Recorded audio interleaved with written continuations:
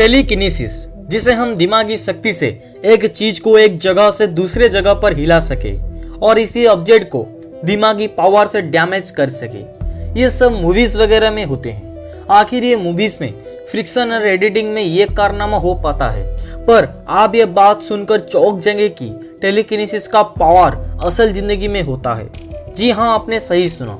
इस दुनिया में कई लोग ऐसे हैं जिसने इस थ्योरी को सच में तब्दील करने में काबिलियत रखते हैं। हमारे ब्रेन को हम यानी कि एक नॉर्मल इंसान 10% ही यूज कर पाते हैं और जीनियस लोग भी 10 ही यूज करके जीनियस बन पाते हैं। आप सोचिए, अगर हम 100% हमारे ब्रेन को यूज करते तो क्या होगा।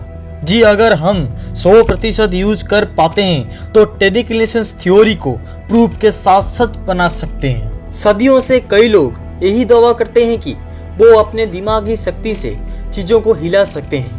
ऐसे कई मॉन्क्स हैं जो बिलीव करते हैं कि मेडिटेशन के पावर से हम टेलीकिनेसिस शक्ति को हासिल कर सकते हैं। खास करके इंडिया में तो ऐसे लोगों के बारे में सुना जाता है अपने दिमाग के पावर के मदद से किसी चीज को हवा में उठाना, दरवाजों को खोलना और चामच को बेंड करना, ये सब टेलीकिनेसिस को इंडिकेट करता है। तो अभी आपके मन में ये सवाल जरूर आता होगा कि आखिर ये टेलीकिनेसिस सच में होता है।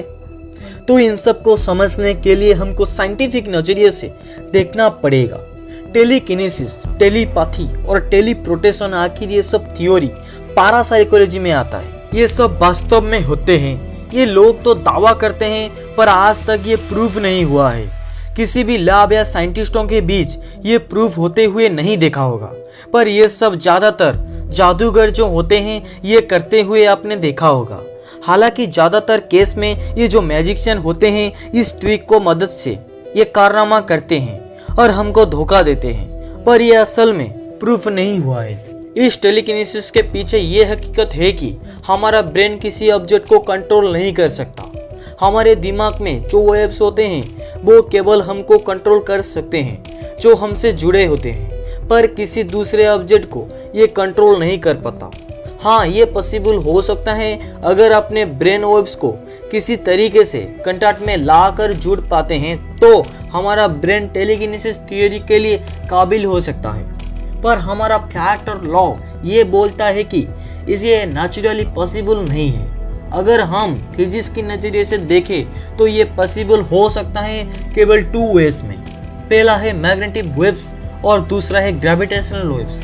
अगर हम टेलीकिनेसिस की बात करें तो ये काइंड ऑफ पॉसिबल हो सकता है, पर इसे एग्जैक्टली टेलीकिनेसिस नहीं है। देखिए, हम लोग हमारे दिमाग के थॉट्स के चीज़ों को अफेक्ट कर सकते हैं, पर कोई मीडियम यानी कि कोई जरिया होना चाहिए जो इन्फॉर्मेशन को एक्सचेंज कर सके। साइंटिस्ट का कहना यह है कि दिमाग के थॉट को अफेक्ट करने के लिए एक मीडियम जरूर होना चाहिए। इसके मदद से ये काम हम कर सकते हैं। इसे हम टेलीकिनेसिस नहीं कह सकते हैं क्योंकि जो थॉट होते हैं वो मेजरेबल होते हैं, उन्हें हम लोग मेजर कर सकते हैं। अगर हम लोग किसी चीज को साइंटिफिकली इवैल्यूएटेड और एसेस कर सकते हैं तो इसे हम साइंटिफिकली प्रूफ भी बोल सकते हैं। अगर नहीं कर सकते हैं तो ये साइंटिफिकली प्रूफ नहीं होता है। साइंस के हिसाब से चाहे हम कितना भी बिलीव कर ले टेलीकिनेसिस रियल है, पर प्रूफ के मामले में और साइंस के मामले में इसका इवैल्यूएट कमजोर ही रहेगा।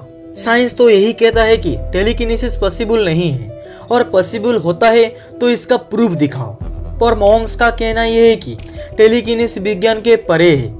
इसको समझने के लिए विज्ञान की बस की बात नहीं।